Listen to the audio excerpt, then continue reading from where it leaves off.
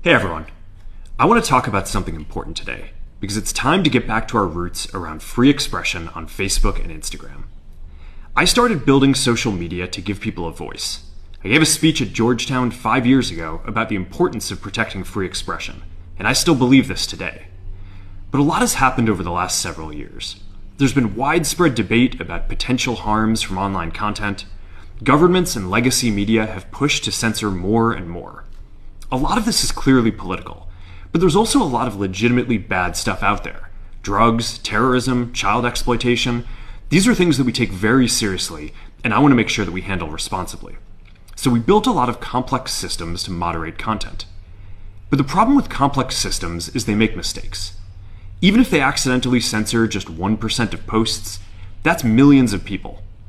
And we've reached a point where it's just too many mistakes and too much censorship. The recent elections also feel like a cultural tipping point towards once again prioritizing speech. So we're going to get back to our roots and focus on reducing mistakes, simplifying our policies, and restoring free expression on our platforms. More specifically, here's what we're going to do.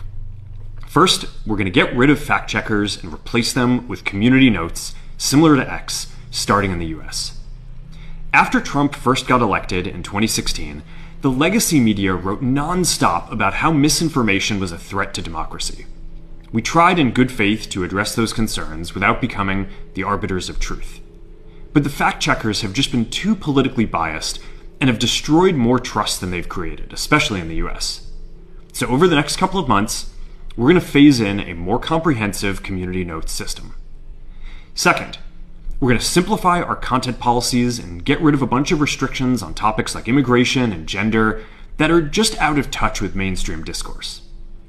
What started as a movement to be more inclusive has increasingly been used to shut down opinions and shut out people with different ideas, and it's gone too far.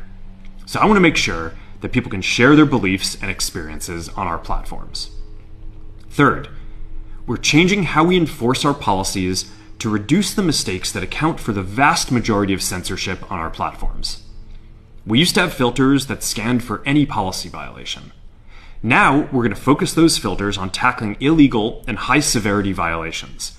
And for lower severity violations, we're going to rely on someone reporting an issue before we take action. The problem is that the filters make mistakes, and they take down a lot of content that they shouldn't. So by dialing them back, we're going to dramatically reduce the amount of censorship on our platforms.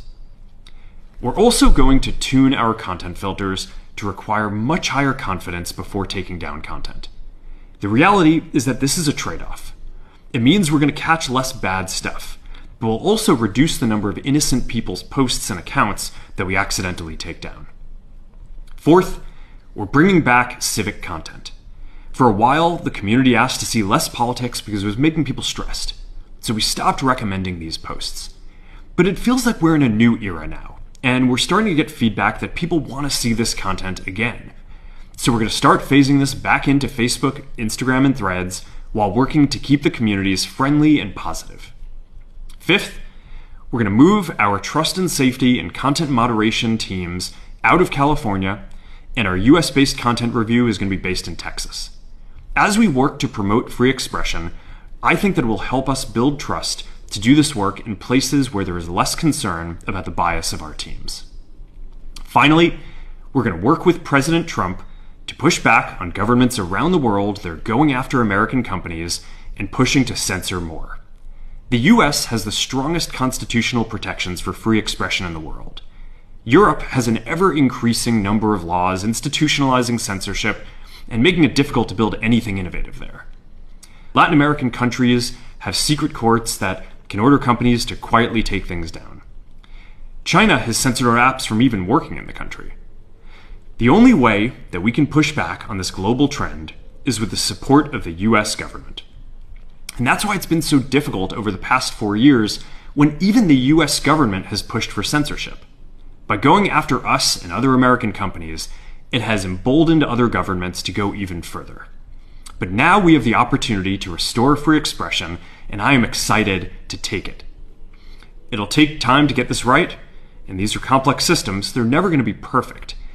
There's also a lot of illegal stuff that we still need to work very hard to remove. But the bottom line is that after years of having our content moderation work focus primarily on removing content, it is time to focus on reducing mistakes, simplifying our systems, and getting back to our roots about giving people voice. I'm looking forward to this next chapter. Stay good out there, and more to come soon.